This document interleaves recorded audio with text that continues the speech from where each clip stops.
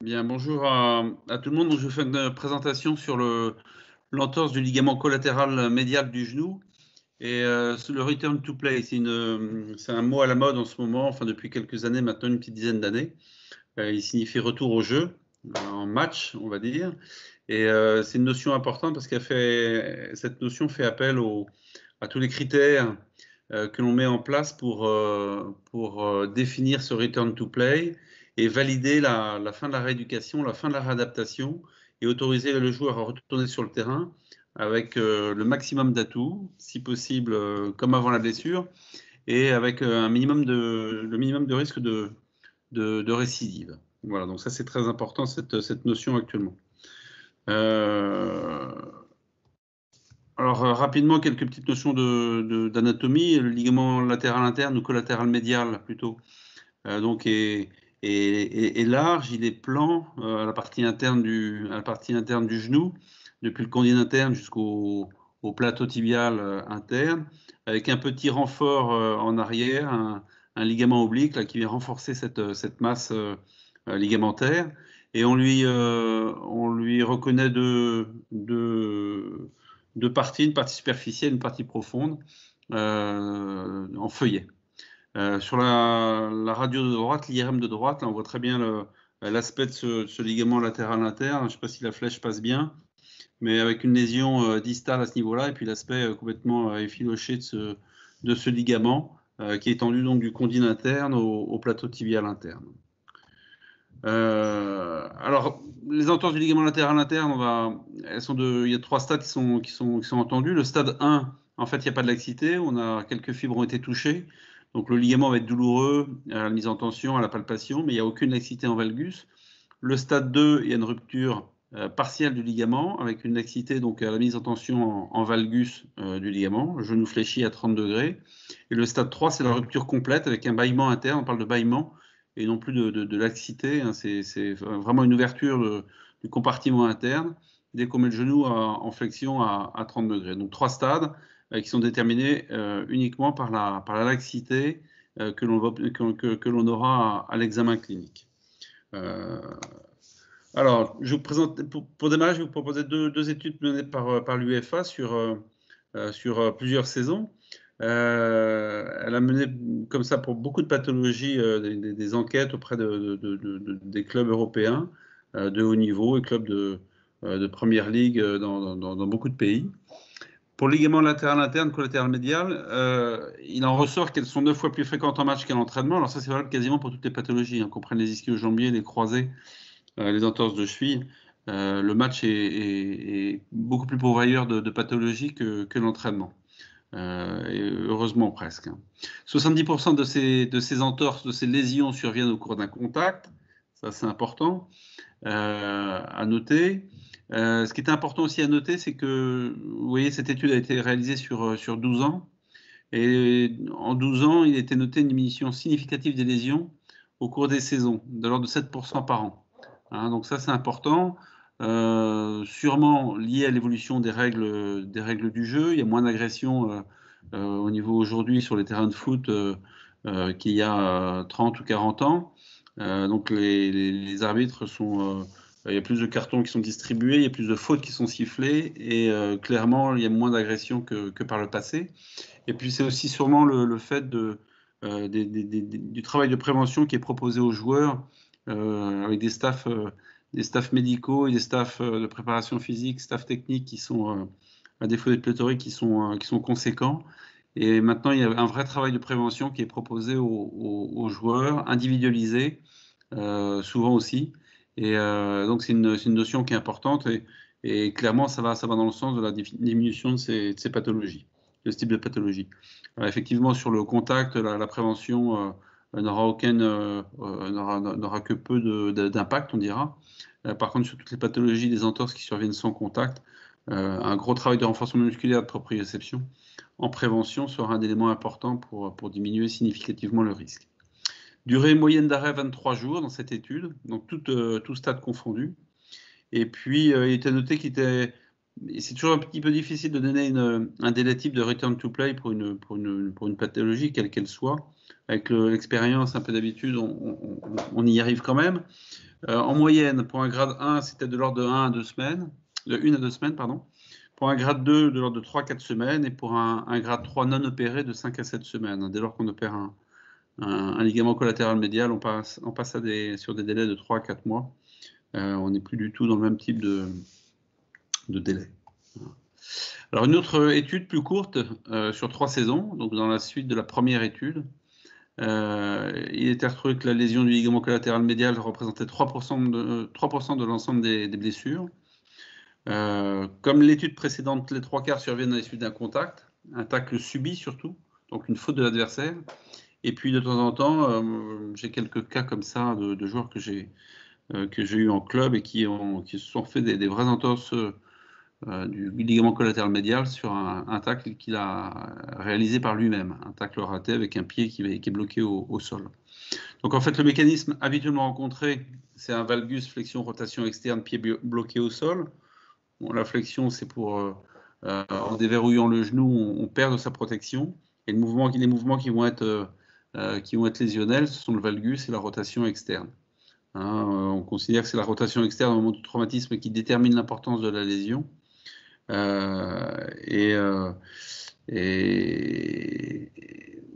Et donc, on retrouve également, alors ça c'est à noter, on le voit quelques fois, des lésions du ligament collatéral médial au cours de la frappe contrée l'intérieur du pied, un pied qui est en l'air, le joueur va faire opposition à une frappe et son genou n'est pas verrouillé, n'est pas bien verrouillé et son genou va partir en valgus et peut déterminer une lésion du ligament. Et puis les frappes ratées bout de pied aussi également, qui sont contraignantes et pour la cheville et pour le genou dans cette zone-là. Il y a un élément qui est important dans cette étude aussi, c'était que l'IRM a été pratiqué dans 68% des cas. Et le chiffre intéressant, c'est que dans 92% des cas, elle est conforme aux conclusions de l'examen clinique. En milieu professionnel, on a tendance à surjouer un petit peu et à faire beaucoup d'IRM, pas forcément des IRM qui ne servent à rien, mais qu'on mettra dans un dossier parce qu'il faut être le plus précis possible, passer à côté on n'a pas le droit de passer à côté d'une pathologie autre. On doit avoir un diagnostic très très précis. Et donc l'IRM, on l'a fait quasi systématiquement. Mais c'est toujours très intéressant évidemment de se rendre compte que dans 92% des cas, la clinique suffit en fait, et que l'IRM, donc au niveau amateur, on n'a pas besoin d'une IRM pour faire un diagnostic d'entorse du ligament collatéral médial.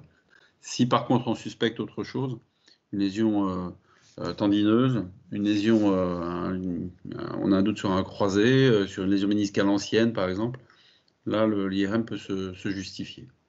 La lésion proximale est beaucoup plus fréquente, 80% des cas, que la lésion distale. Et puis on est souvent sur des stades 1 et des stades 2, beaucoup plus rarement sur des stades 3.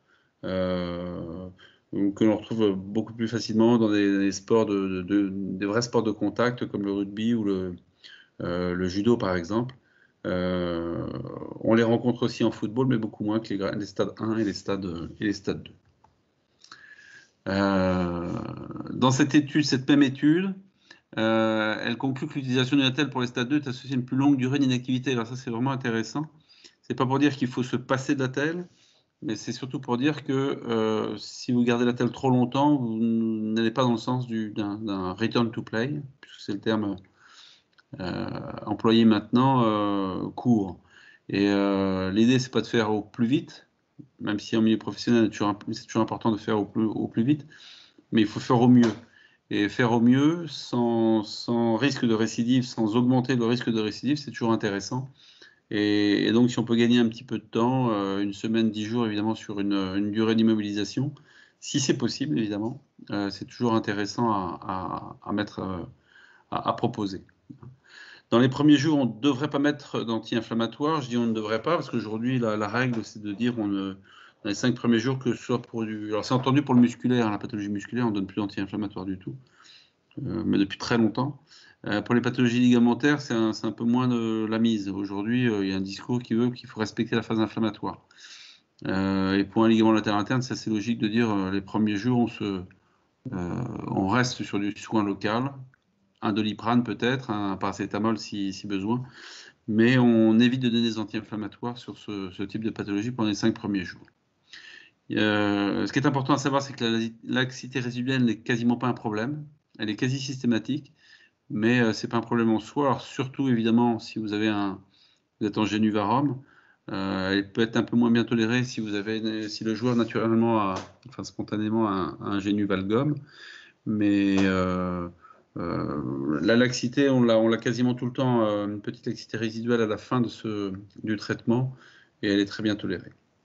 Et puis, une dernière notion qui est connue de longue date, c'est que même si le ligament collatéral médial a une très bonne réputation en termes de cicatrisation, il peut régulièrement cicatriser avec des douleurs résiduelles, comme on retrouve dans le syndrome de Palmer ou le syndrome de Pellegrini-Sierra, avec de temps en temps une calcification. Et dans ces cas-là, une infiltration de corticoïdes locaux de lentilles règle le problème, et sans pénaliser le joueur pour son avenir.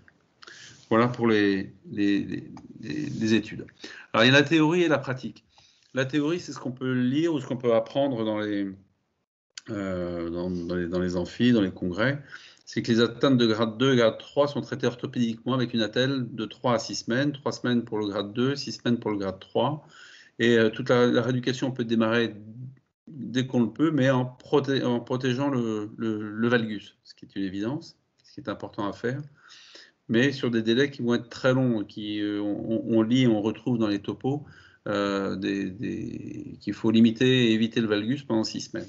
Ce qui ne va pas du tout dans le sens des études que je vous ai proposées avant, où on se rend compte que les joueurs sont sur le terrain au bout de 15 jours, 3 semaines, à 4 semaines grand maximum, après un grade 2 par exemple. Donc, ce qu'on fait en pratique, en fait, donc il y a la théorie et la pratique. En pratique, c'est de dire on part sur ces 3 semaines d'attelle pour un stade 2, mais qu'on va réduire très rapidement à 2 semaines, voire 1 semaine, en fonction de l'évolution clinique. Je pense que c'est assez logique de partir sur cette idée-là, qu'on va adapter en fait le traitement à l'évolution clinique.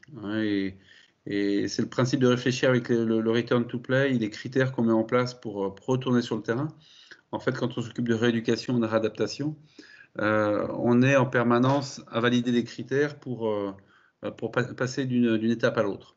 Et plutôt que d'être très formel et très obtus sur les délais, même s'ils sont importants à énoncer au départ, mais on a surtout le droit d'adapter le traitement à l'évolution de la clinique.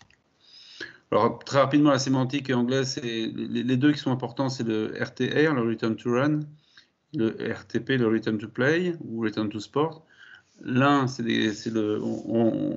on valide des critères pour recommencer la course, et deux, on valide des critères pour recommencer la pratique du sport sans retenue. Donc, généralement, le Return to Play, dans mon esprit, correspond au Return to Training, ou RTT. C'est-à-dire que dès lors que vous mettez le joueur à l'entraînement, vous considérez que l'entraîneur à tout moment, et ça se voit à tous les niveaux, que ce soit amateur ou professionnel, mais dès que vous remettez le joueur à l'entraînement sans retenue, vous laissez la possibilité à l'entraîneur d'utiliser le match pour un match 2, 3, 4 jours après s'il a convenu qu'il en avait besoin.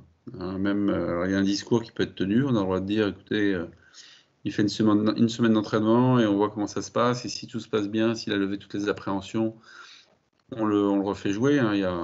Il faut plutôt être dans cette logique. Mais il vaut mieux se blinder et se dire que dès lors que vous avez laissé le joueur s'entraîner, il peut reprendre la compétition très rapidement. C'est plus logique de fonctionner comme ça, il me semble. Alors, return to play, c'est important. Je vous donne c'est un article qui est sorti en 2019, là, qui est très intéressant et qui rapporte les 5 critères que l'on retient pour le retour sur le terrain. Il y a des critères cliniques, douleur, œdème, mobilité. Il retient des critères fonctionnels de force, d'endurance de force, masse corporelle, c'est pour signifier qu'il n'y a pas de masse grasse, de prise de poids anormale. Des critères biomécaniques, c'est l'analyse du mouvement. Il faut évidemment que le mouvement se fasse correctement. Il y a des critères psychologiques, alors qui sont importants à prendre en compte, peut-être un peu moins pour un ligament latéral interne que pour un ligament croisé, mais qui sont quand même importants. Il y a toujours, à un moment ou à un autre, chez le sportif, la peur de la récidive.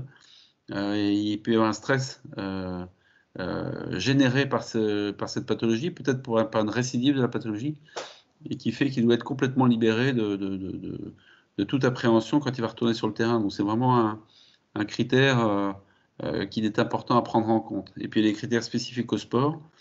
Donc ça, c'est propre au médecin qui va suivre le sportif, mais il faut maîtriser effectivement les gestes qui vont être les gestes, leur intensité de réalisation qui vont demander au sportif dès lors qu'il sera sur le terrain, que ce soit un rugbyman, un footballeur, un tennisman, judoka ou autre. Il vaut mieux avoir conscience et connaissance des contraintes mécaniques que le joueur, le sportif va rencontrer. Et puis ce qui est très important, parce que ça c'est souvent enfin, ça peut être mis à mal en club, quand vous êtes dans un environnement. C'est important, mais tout ça, c'est sous la direction et la responsabilité d'un seul homme. Un médecin du sport spécialisé en médecine physique et réadaptation. Donc, médecin du sport peut suffire, mais c'est pour signifier que c'est le staff médical qui décide de tous ces critères, qui suit les joueurs depuis le J0, depuis la blessure jusqu'au retour sur le terrain. C'est lui qui dirige la manœuvre. Il a le droit de déléguer dans certains domaines, mais c'est lui qui donne qui dirige la manœuvre. C'est très important. En milieu professionnel, on peut régulièrement se retrouver confronté à des situations où le staff technique ou le staff préparateur physique se prend pour un médecin ou un kiné, aurait fait des études médicales qu'ils n'ont jamais faites et donc veulent vous en imposer pour une pathologie qui relève de votre compétence. Donc ça, c'est important à signaler, évidemment.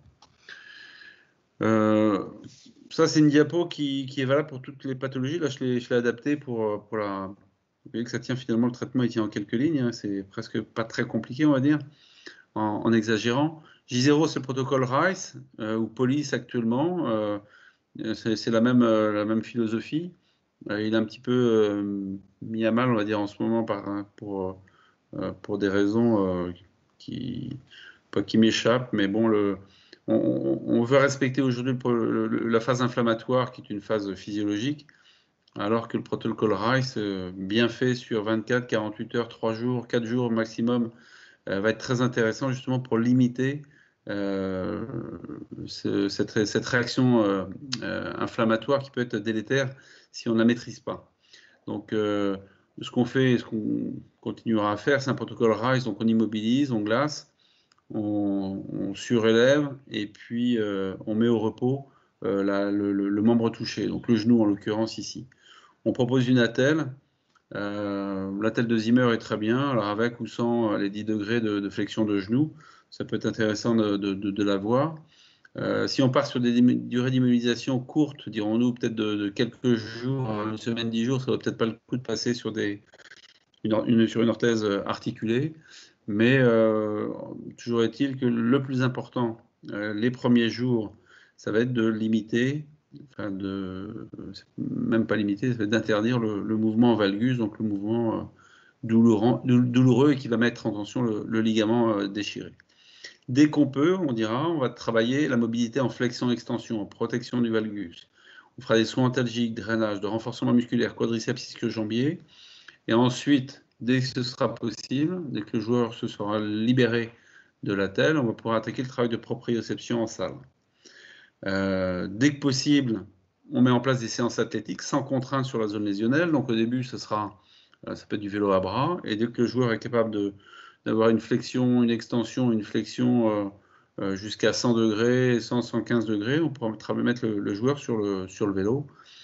Sur un vélo, il pourra travailler physiquement sans contrainte mécanique négative sur le ligament. Dès que c'est possible, on met en place les éducatifs de course en salle. Et donc là, on arrive à un moment important qui est la reprise de la course avec des critères que l'on va énoncer juste après. Et puis entre les critères de return to run et les critères et le return to play, et bien là, il y a un travail sur le terrain qui est mis en place, une progression des contraintes avec une poursuite du renforcement musculaire et de la proprioception. Mais personnellement, je considère que dès lors qu'on attaque le travail de course, et ça c'est valable pour un ischio-jambier, c'est valable pour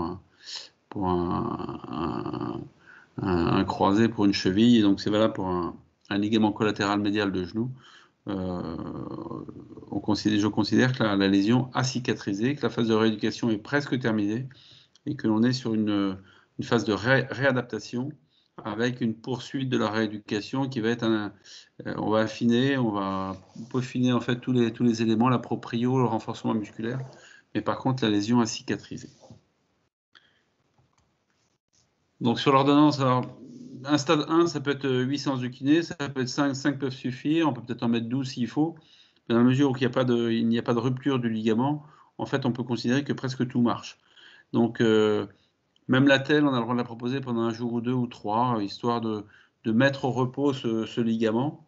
Ce qui est sûr, c'est que le joueur, avant de retourner sur le terrain, doit avoir complètement récupéré. Parce que là, pour le coup, s'il part sur le terrain avec des douleurs résiduelles, s'il n'a pas fait un minimum de travail de renforcement musculaire et de proprio, ça peut faire le lit à un moment ou à un autre d'une entorse plus grave. On a vu tout à l'heure que 30% des entorses surviennent sans contact. Et donc là, c'est vraiment les stades 1, il ne faut surtout pas les négliger. Mais voilà, 8 séances peuvent suffire, 15 jours, 3 semaines de soins pour un sportif amateur. En milieu professionnel, il aura les soins tous les jours, peut-être même au-delà, et même sûrement au-delà de la reprise avec le groupe. Et en quelques jours, normalement, on doit avoir réglé le problème. Donc physio-antalgique, MTP, onde de choc, renforcement musculaire quadriceps ischio. On a le droit de faire un test de force musculaire en fin de rééducation pour s'assurer qu'il y a une bonne récupération de la force musculaire.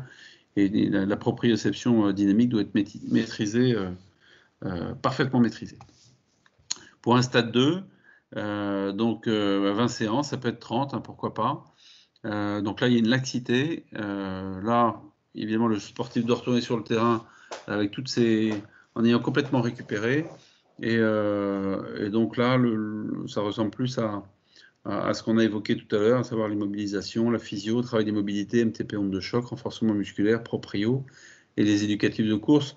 C'est le kiné qui suit le sportif depuis le début jusqu'au retour dans le groupe, la fin du return to play. Et donc, il va continuer à le suivre pendant la phase de réadaptation sur le terrain. Et il faut laisser, à mon sens, au kiné, éventuellement avec un nouvel avis médical, demander si le kiné pense en avoir besoin. Mais il faut lui laisser la responsabilité de dire au joueur, maintenant on peut se passer de la telle et tu peux avancer comme ça sans voilà, c'est de l'autorité, ça doit être de la compétence du kiné de pouvoir dire ce genre de choses aux joueurs. Alors les critères de reprise de la course, ils sont logiques, fonctionnels, marche en boiterie. Évidemment, avant d'aller courir, il faut que dans la journée, il n'y ait pas une marche fluide, sans boiterie, aucune douleur au quotidien. En fin de journée, il n'y a pas de gêne, il n'y a pas de majoration d'une gêne, quelle qu'elle soit, sur le trajet ligamentaire. On monte et on descend les escaliers sans problème, voire rapidement, c'est un très bon critère. Ça peut dire que la proprio, on a assez de proprio, de force, et on a assez de sollicitation sur le ligament pour dire que voilà, s'il n'y a pas de douleur dans ce contexte-là, c'est bon pour aller courir. Les éducatifs de course sont correctement exécutés en salle, donc ça va être avec des échelles de rythme, avec des petites haies, avec des cerceaux. Mais clairement, le joueur s'est rassuré et a rassuré le kiné sur sa capacité à réaliser ce type d'exercice. Et un élément qui est toujours important, c'est progression dans la rééducation et le contenu. C'est une rééducation que l'on mène, c'est pas un sportif que l'on va mettre pendant 3 semaines dans une attelle et à qui on va proposer du jour au lendemain, sous prétexte qu'il n'y a plus de douleur, d'aller courir. Voilà. Donc la progression dans la rééducation et son contenu. Les critères cliniques et disparition des phénomènes inflammatoires. De principe, c'est un testing ligamentaire indolore, palpation, mise en tension. Même si ce ligament a une tendance naturelle à cicatriser avec des phénomènes douloureux résiduels, de principe, quand on recommence la course, le testing ligamentaire est indolore. Saut unipodal maîtrisé dans les rotations droite-gauche, ça c'est au cabinet médical, le kiné le sait puisqu'il a fait les éducatifs de course. Mais au cabinet, si vous voyez votre joueur qui revient vous voir, qui vous demande est-ce que je peux aller courir, où j'en suis, il ne faut surtout pas hésiter à pousser la table et les chaises et puis à demander de faire quelques exercices.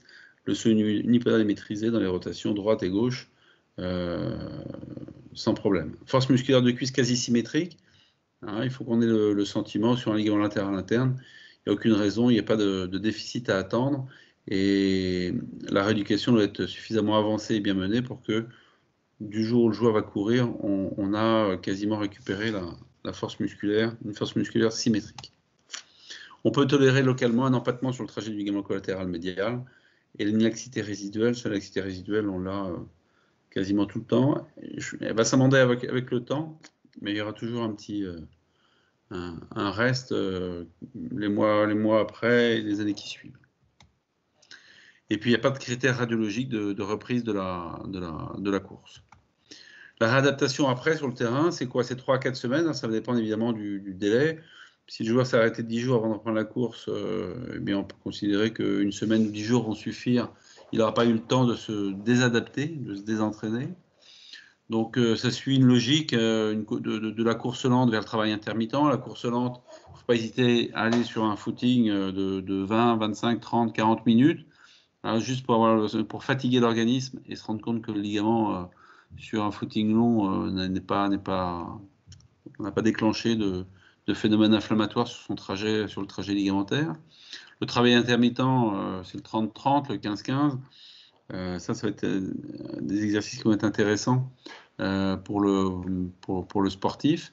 Puis ensuite, on va mettre en place, dès lors que tout ça c'est validé, on va mettre en place des séances sur le terrain avec à base d'appui, de changement de direction, avec ballon, et des exercices courts à haute ou très haute intensité. Voilà. Donc sur une durée qui est variable, qui correspond à peu près à la durée de la phase de rééducation mise en place juste avant. Voilà, les critères de reprise sur le terrain, écoutez, ce sont les mêmes que les critères de reprise de la course. Si ce n'est qu'il faut rajouter que dans cette réadaptation, il y aura une progression donc dans la réadaptation cette fois-ci et son contenu. On n'envoie pas le joueur du jour au lendemain à l'entraînement sans qu'il n'ait suivi une progression logique en termes de volume et en termes d'intensité, en termes de changement de direction et de contenu dans les gestes techniques qui sont propres à l'activité sportive qu'il pratique. Voilà, je vais vous proposer deux cas cliniques. Parce que quelques exemples valent toujours mieux qu'un long discours, même si le discours était un petit peu long jusqu'ici. Ils sont issus d'un ouvrage que je viens de sortir, qui est Traumatologie du football et Return to Play, dans lequel j'ai colligé 45 cas cliniques, en même temps que j'évoque ce principe de Return to Play, et que je parle de statistiques et du métier de médecin de club. Donc ces deux cas cliniques, le premier, c'est un joueur qui se fait une lésion grade 2 sur le terrain, genou fléchi, il se le fait quasiment tout seul sur une reprise d'appui.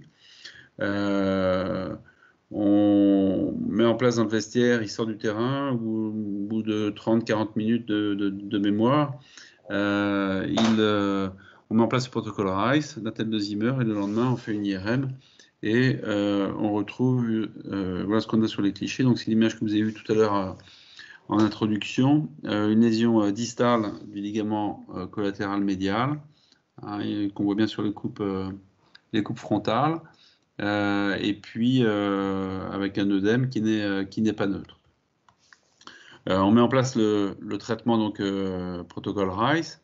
On annonce un délai de 3 semaines pour le return to play avec un petit peu d'habitude. Il se trouve que ce joueur avait déjà eu par le passé une entorse du ligament collatéral médial et avait une petite laxité résiduelle qu'on a retrouvée dans le dossier de début de saison.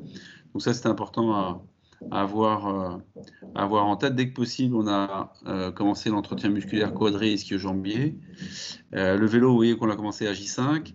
Et à J10, il n'y a plus de signes fonctionnels, l'examen clinique était normal. Et donc, on a proposé une reprise de la course avec 2 fois 10 minutes de footing, c'est une allure de 9 à 10 km/h. À J22, Émile reprend l'entraînement avec le groupe et son premier match, il rentre en jeu à J27. Voilà, donc un délai qui correspond aux études que je vous ai présentées en début de topo, malgré ce type d'image que l'on a, qui peut laisser penser effectivement que là on est parti pour 2 mois, 3 mois. Voilà. Alors, en fait, on n'a fait que suivre. Ce qui est important dans ce cas clinique, l'ancienneté, la laxité interne, le fait qu'il ait déjà eu une lésion est intéressante et, par rapport à cette image IRM qui est plutôt alarmante. Le fait qu'il ait pu continuer à jouer pendant 10 minutes alors qu'il venait de se faire cette lésion, ça c'est toujours c'est un élément qui laisse penser que on n'est peut-être pas sur des délais d'arrêt d'activité très très très longs. La bonne tolérance clinique le lendemain également a été un facteur pour dire qu'on pouvait être dans des délais de 3 semaines. Voilà. Comme pour tous les cas cliniques dans cet ouvrage, j'avais demandé l'avis pour ce dossier-là, j'ai demandé l'avis de confrères, de collègues, des fois c'était des kinés, podologues, orthopédistes, médecins de club, médecins du sport. L'orthopédiste qui a donné son avis sur ce dossier était d'accord avec nous pour dire que le plus important c'était d'avoir suivi la clinique et qu'il n'y avait pas lieu d'immobiliser plus longtemps. Donc ça c'était intéressant d'avoir cet avis.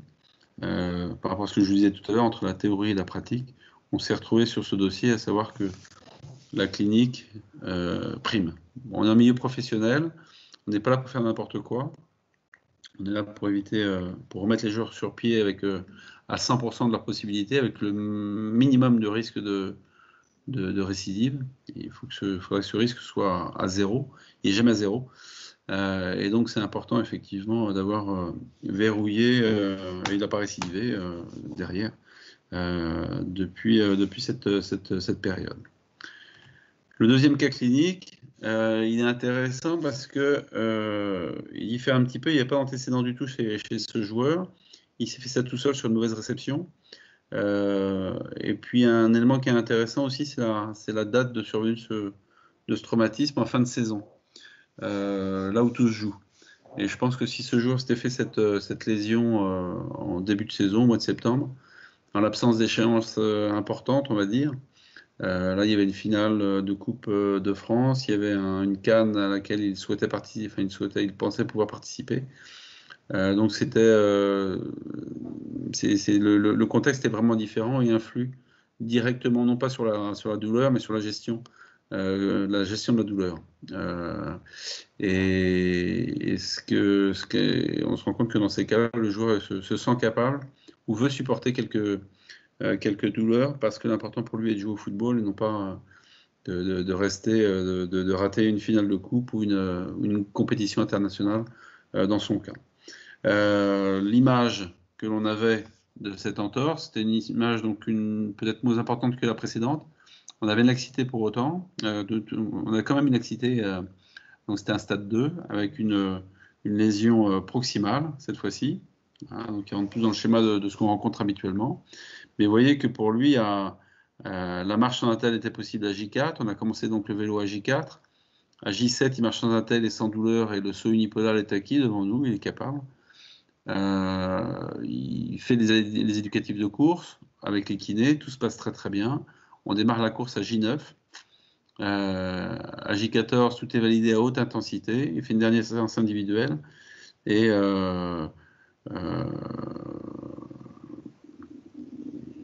même s'il a quelques douleurs après cette séance en groupe à J14, il se sent capable de jouer 90 minutes le 10 mai, donc 20 jours après la lésion.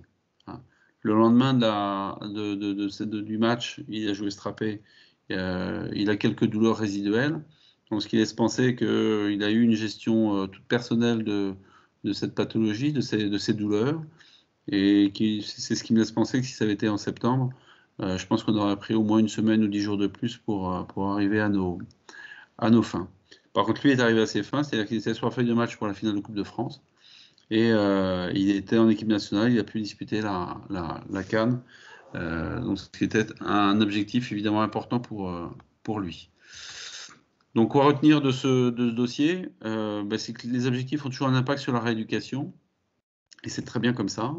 Il ne faut pas que ça nous amène à faire n'importe quoi et donc à proposer des rééducations qui ne le sont pas, mais on l'a tous fait en milieu professionnel, même au niveau amateur. Des fois, l'enjeu et les objectifs prennent le pas sur la raison.